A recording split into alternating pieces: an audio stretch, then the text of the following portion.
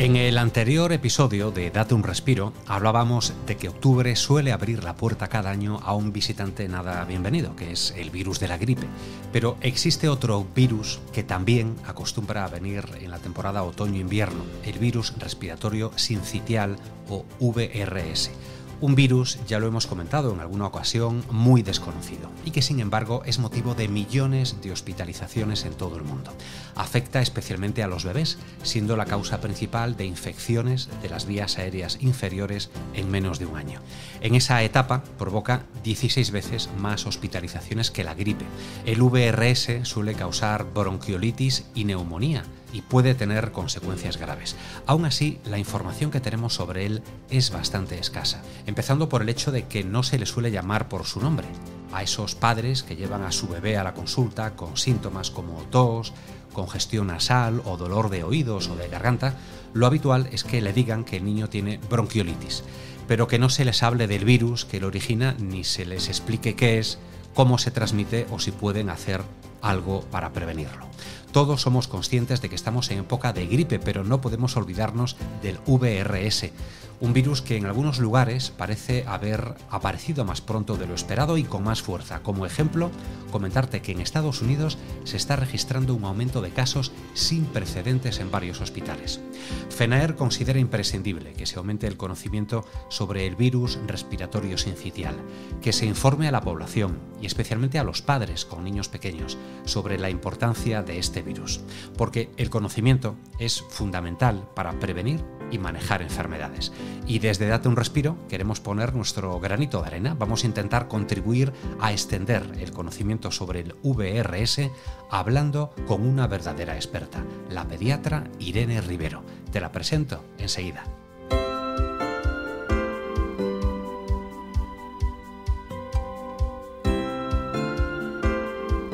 Aquí comienza Date un Respiro, el podcast de salud respiratoria de FENAER.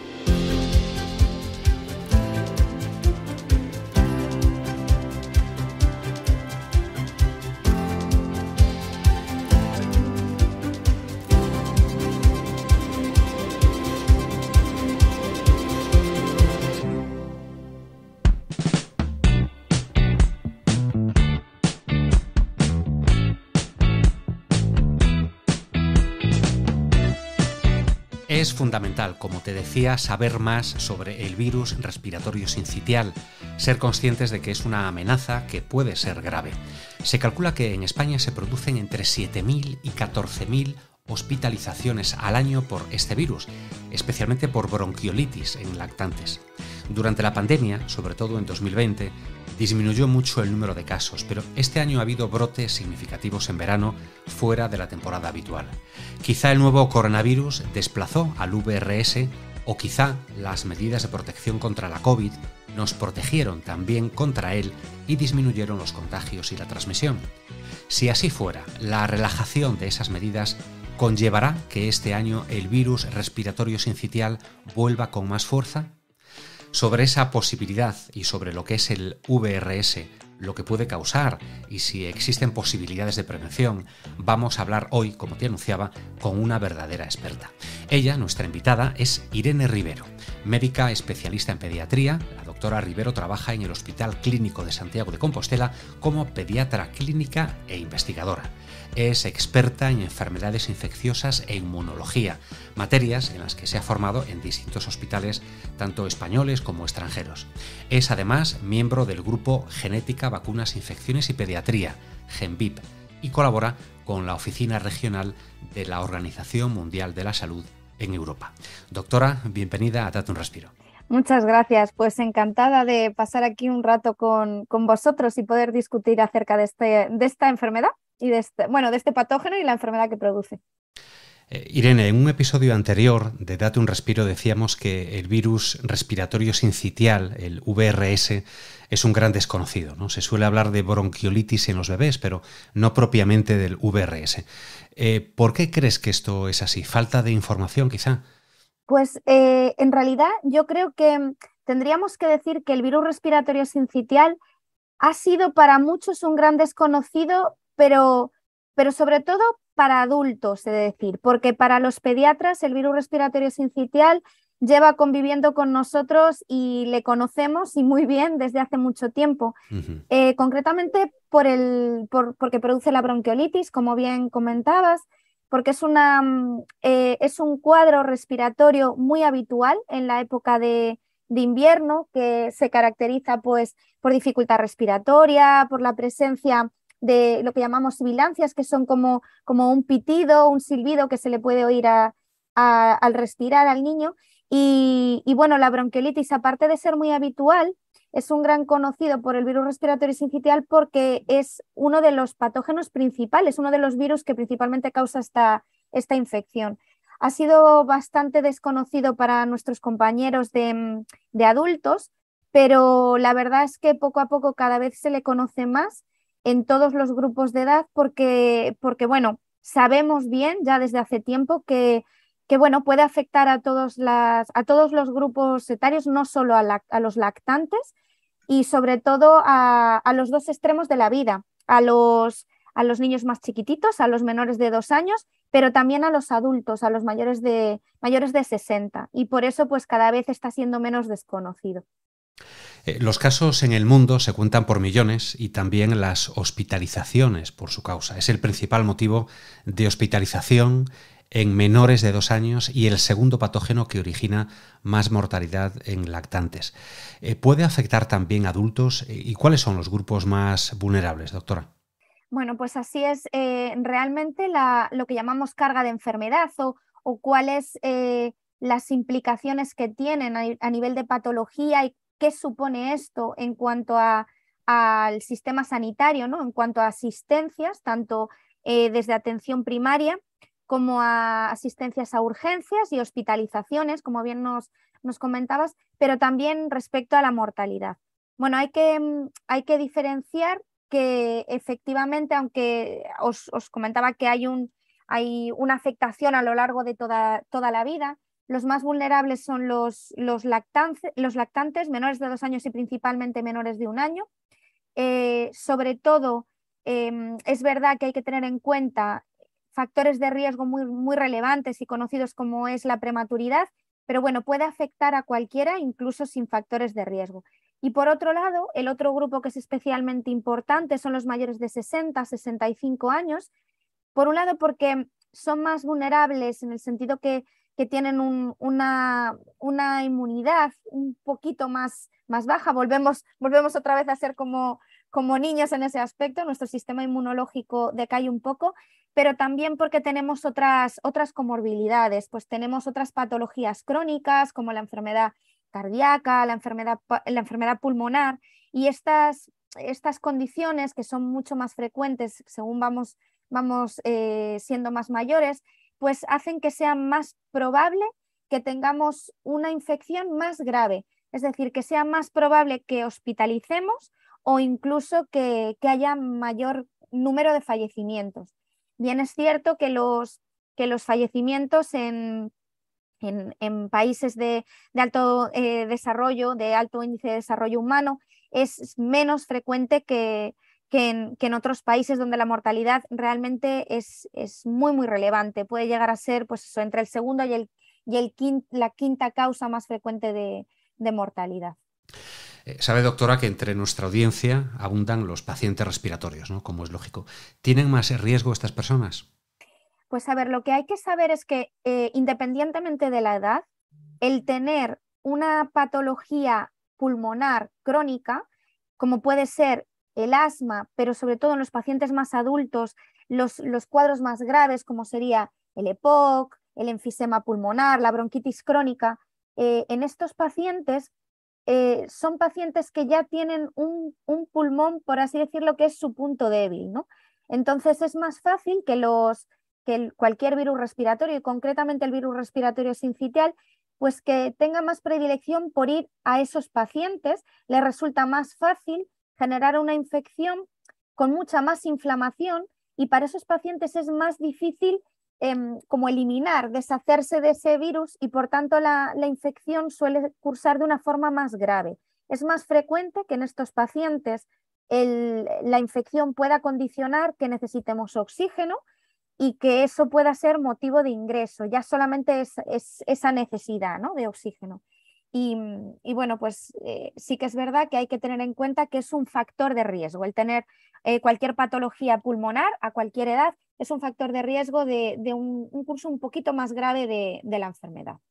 ¿Y podemos confirmar la relación entre padecer el VRS cuando uno es niño y desarrollar después patologías respiratorias como el asma? Pues es un dato muy interesante. Se está estudiando mucho en los últimos años si hay una relación entre el asma o en la forma adulta, que sería la bronquitis crónica, el enfisema o el EPOC, si hay algún tipo de relación. Y parece ser, cada vez hay más estudios, revisiones sistemáticas, que llamamos, que es cuando se analizan muchos estudios a la vez y se busca si puede haber esa asociación. Y parece ser que sí, que el haber padecido una infección por virus respiratorio sincitial, y máxime si es un número repetido de infecciones por este virus respiratorio sincitial, pueden condicionar que ese lactante de edad más mayor, tanto de niño como por supuesto de adulto, pues puedan desarrollar eso, las formas de pulmonares crónicas, el EPOC. Se ha visto esta relación. Lo pueden producir otros virus, pero concretamente hay una asociación bastante establecida con el virus respiratorio sincitial. Ya. ¿Qué otras enfermedades, doctora, puede causar este virus y qué complicaciones pueden surgir tanto en niños como en adultos? Sí, a ver, fundamentalmente lo que vemos es los pacientes que tienen una infección un poquito más grave. Normalmente lo que necesitan, porque esta infección se caracteriza por producir una inflamación a nivel del tejido pulmonar. Esa inflamación puede producir necrosis, que es como si de alguna forma se estropeara el tejido pulmonar, y entonces al suceder esto es más fácil que la propia microbiota, los gérmenes que conviven con nosotros, pues nos puedan infectar, y entonces se genera lo que llamamos una sobreinfección bacteriana, que es que una bacteria infecta por encima de esa infección por el virus, con lo cual se complica, puede dar lugar a neumonía, esa neumonía se puede complicar con un derrame, y todas estas condiciones pues hacen que el curso de la enfermedad sea bastante más grave. Algunos pacientes necesitan, aparte de oxígeno, pueden necesitar ventilación no invasiva o invasiva, es decir, necesitar una intubación. Algunos pacientes necesitan el ingreso en las unidades de cuidados intensivos. Y luego, por supuesto, como cualquier infección respiratoria, lo sabemos, por ejemplo, para la gripe o la infección por neumococo, el hecho de tener cualquiera de estas infecciones sobre un paciente que ya tenga otra patología, una hipertensión o una afectación cardíaca, pues puede desestabilizar esa enfermedad y hacer que generemos otra enfermedad más. Pues, por ejemplo, hay muchos pacientes adultos que lo que les pasa es que desarrollan lo que llamamos una insuficiencia cardíaca, que es que el corazón, si ya lo tenía afectado, pues no consigue responder igual de bien, y entonces es como que nos fallan varios sistemas, nos afecta al sistema pulmonar y también al sistema cardíaco. Estás escuchando Date un Respiro, el podcast de salud respiratoria de FENAER. Otra pregunta que considero esencial en esta conversación que estamos manteniendo con nuestra invitada: ¿cómo se transmite, doctora, el virus respiratorio sincitial? ¿Es muy contagioso? La infección por el virus respiratorio sincitial se transmite fundamentalmente por vía aérea, a través de pues la transmisión de pequeñas gotitas que se transmiten pues cuando hablamos, cuando tosemos. Esas pequeñas gotitas las podemos transmitir hacia la persona que tengamos un contacto estrecho. Y por supuesto también, pues si compartiéramos a través de la saliva, ¿no? Pues si compartiéramos un vaso de agua o el mismo, por ejemplo, muy habitual, pues una madre o un padre que esté alimentando a su bebé, si chupa esa misma cuchara, pues puede haber ese contagio. Entonces la transmisión es bastante sencilla, porque es muy transmisible y de forma pues habitual, sobre todo respiratorio. Entonces, bueno, nos comentabas muy al inicio de esta tarde, nos comentabas el hecho de si esas medidas que habíamos adoptado para otras infecciones respiratorias pues podían contribuir o no a la transmisión. Y efectivamente, cualquier virus respiratorio pues si ponemos medidas de contención de esa transmisión, como es el uso de mascarillas, el uso de los geles para lavados de manos, el uso de guantes, todas estas medidas evitan la transmisión del virus respiratorio sincitial, al igual que lo hacía para la infección por COVID. Hablemos de esas medidas preventivas y sobre todo de las vacunas, ¿no? ¿Hay vacunas?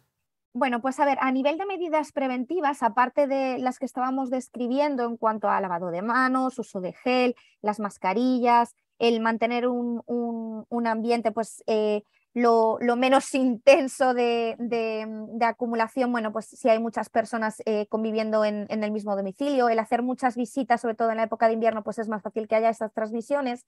Y luego, por ejemplo, también hay otro factor externo que sí que me gustaría mencionar, como es el humo del tabaco, que se ha visto que es un factor de riesgo para estas infecciones.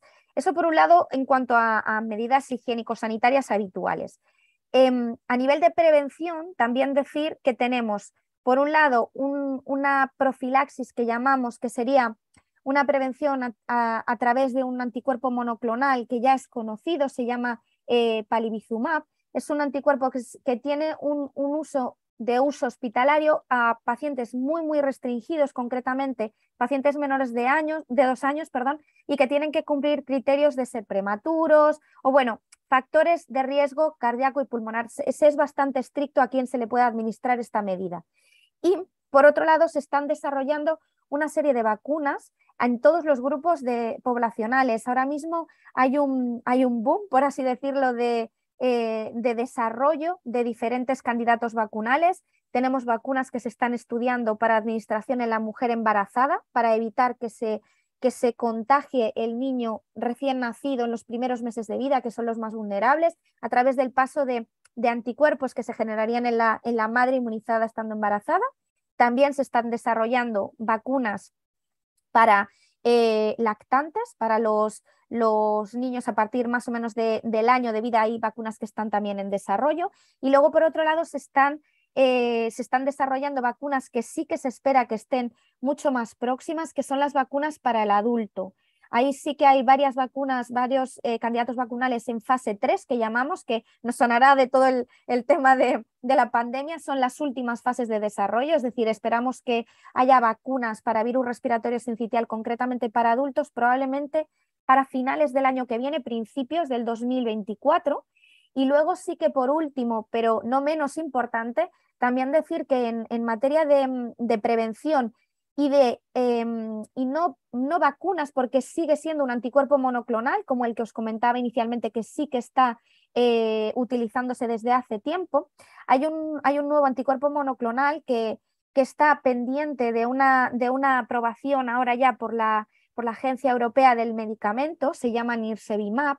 Es un medicamento que actuaría a modo llamamos, el término médico es inmunoprofilaxis pasiva. Lo que quiere decir es que en vez de nosotros poner una vacuna y que esta persona a la que vacunamos genera sus propios anticuerpos, lo que hacemos es proporcionar como esos anticuerpos directamente para que protejan al recién nacido, sería en este caso. Ese anticuerpo monoclonal se espera que bueno, tenga la aprobación muy próxima, esperamos que sea antes de finales de año, y esto podría suponer una gran revolución porque podríamos empezar a administrarlo, si todo va bien, para el año que viene.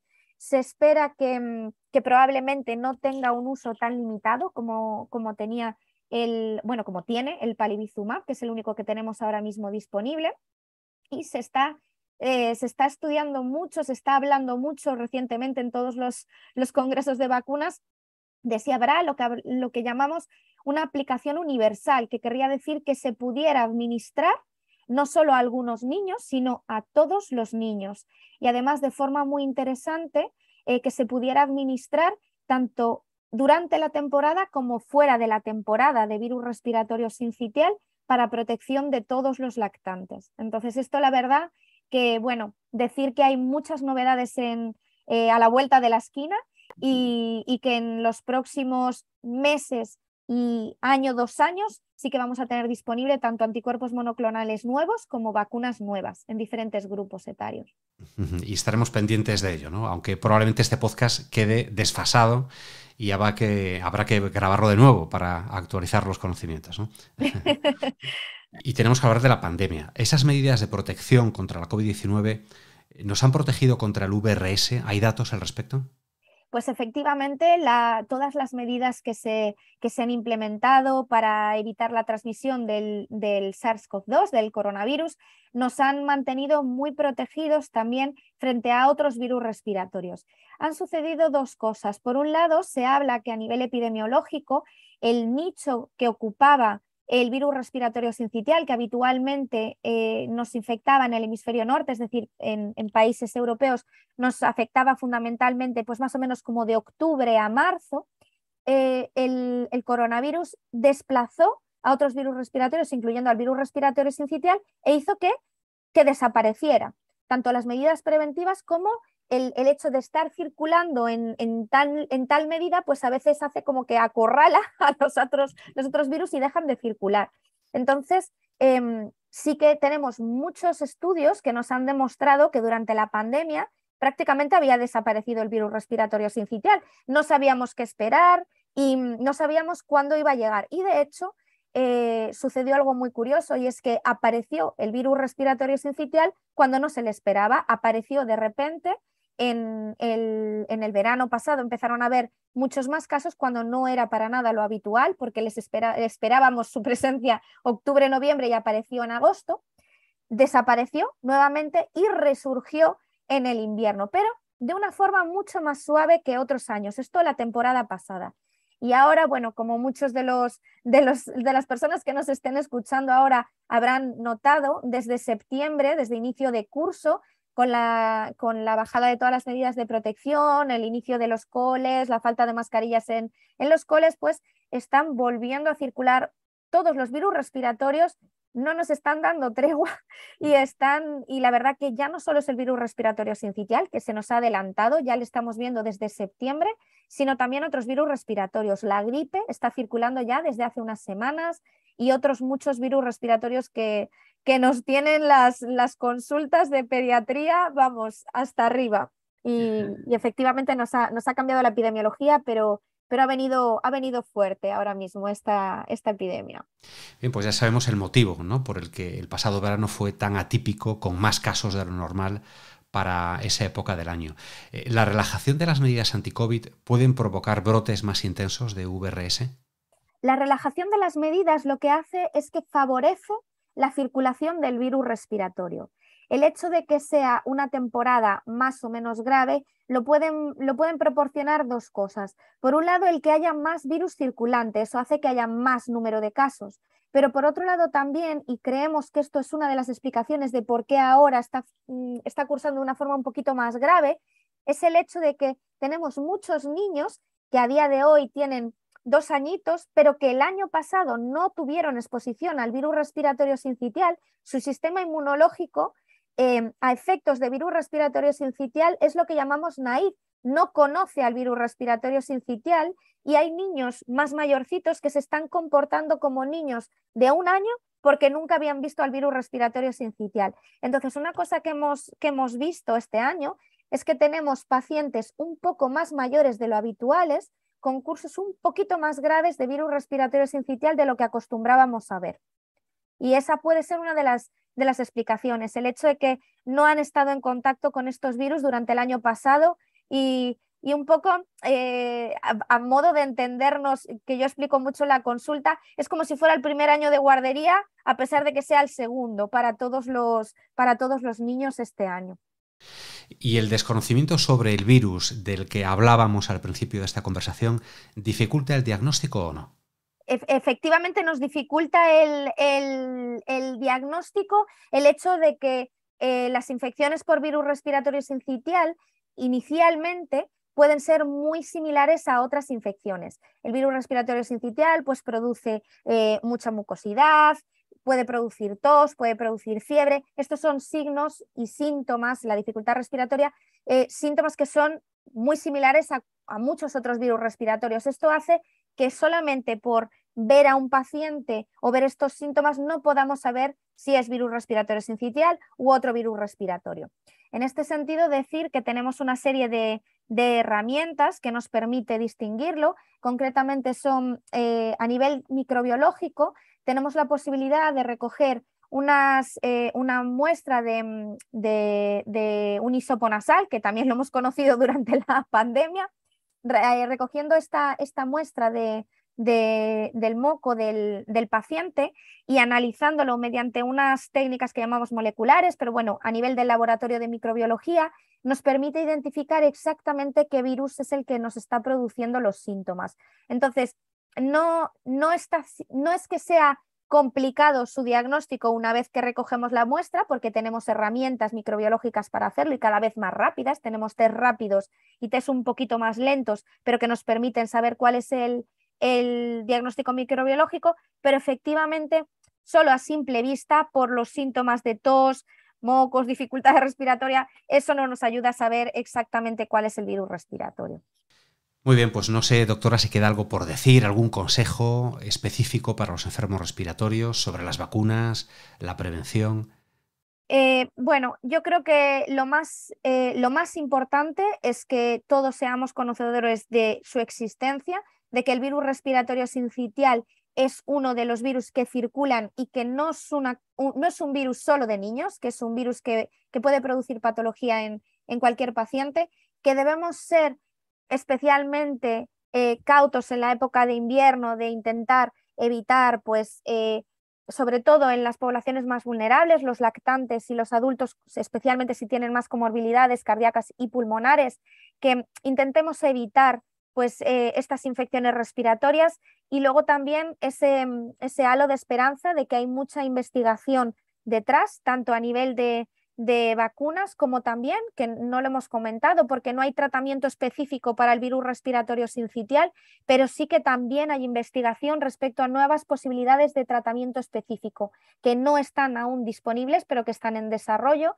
y que también podrían cambiar un poco el paradigma de esta infección. Entonces, bueno, saber que existe, saber que podemos diagnosticarlo, tenemos herramientas para ello, que existen medidas preventivas a día de hoy más limitadas a los niños, pero que tenemos muchas otras herramientas que están por venir y bueno, que hay futuro, y donde hay futuro hay esperanza. Claro que sí, optimismo que no falte, eso nos gusta siempre a los miembros del equipo de Date un Respiro. Gracias de verdad por habernos acompañado en este podcast, que es ahora el suyo también. Irene Rivero, muchas gracias. Muchas gracias a vosotros, un placer.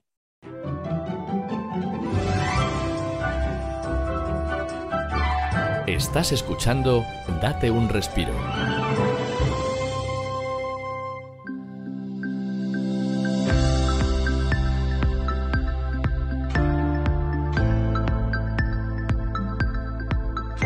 No cabe duda de que el VRS es un virus a tener muy en cuenta, una amenaza de la que se debiera informar más y con más detalle y que no debemos despreciar. Esperamos que la investigación sobre él avance decididamente y también el conocimiento que en general tenemos sobre ella. Es importante muy especialmente para los padres de bebés, pero no solo para ellos. Ya hemos visto que los adultos también podemos infectarnos y los pacientes respiratorios deben extremar el cuidado. Ojalá este episodio del podcast de FENAER haya contribuido a ampliar ese conocimiento.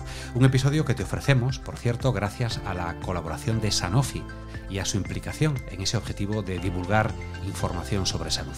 Si tienes alguna duda o sugerencia, envíala a través de la plataforma desde la que nos escuchas, de la web de FENAER o con un mensaje a través de WhatsApp. Mientras tanto, te transmito, como siempre, los saludos de FENAER y del equipo de Date un Respiro, de nuestro realizador Miguel Ángel Rodríguez de los Santos, de Martiño Suárez y Olga González, que se encargan de la producción y del guión, Elena Goyanes, responsable de coordinar ese trabajo, y de servidor Luis Fraga al micrófono. Doy paso ya para que te salude también a Gracia, ya sabes, ese punto de humor de este podcast. Gracias por habernos escuchado y hasta el próximo episodio. Adiós.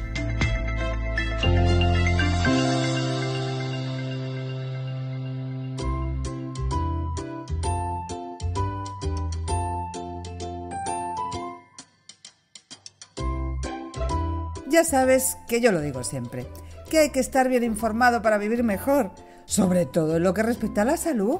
Tenemos que hacer un esfuerzo para informarnos, pero también tenemos que pedir que nos informen, ¿no? Porque es que aún hay enfermedades de las que tenemos poca información. Y yo estoy convencida de que el problema empieza porque muchas veces no se les llama a las cosas por su nombre, como el virus respiratorio sincitial ese.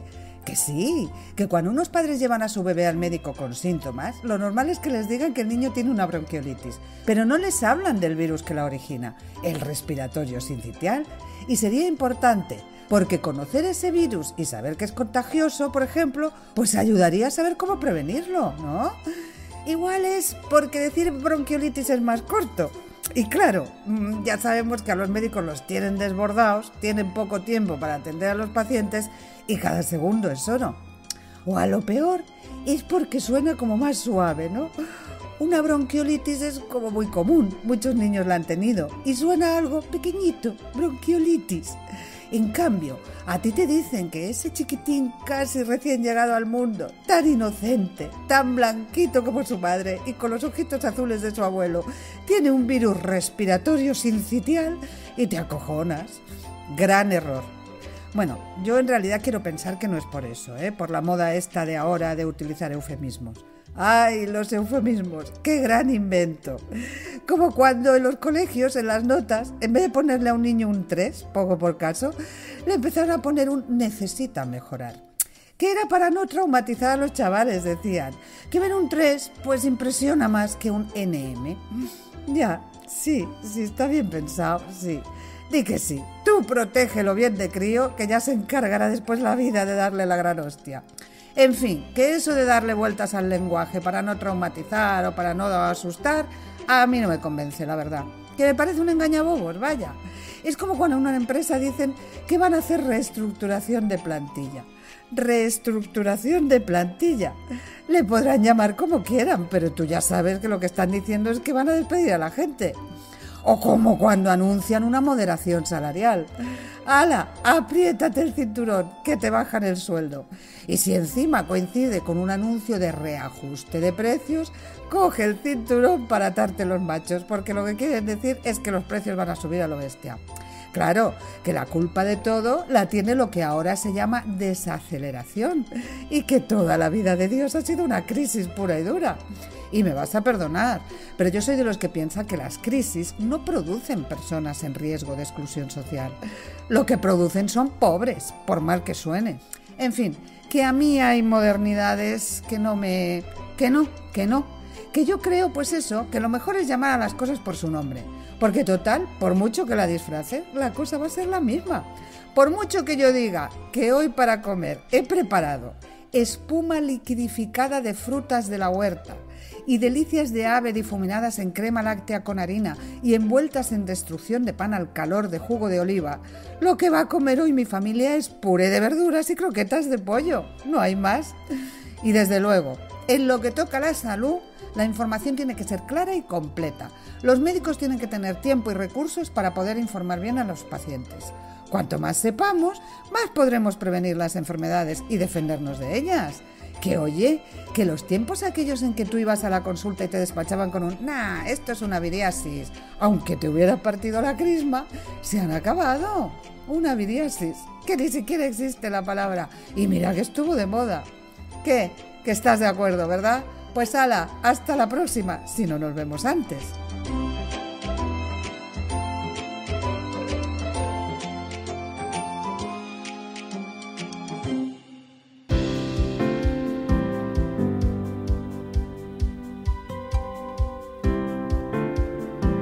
Hasta aquí, date un respiro. Recuerda que puedes mandarnos mensajes de audio de WhatsApp al teléfono 624-201-909 y dejarnos tus sugerencias o preguntas.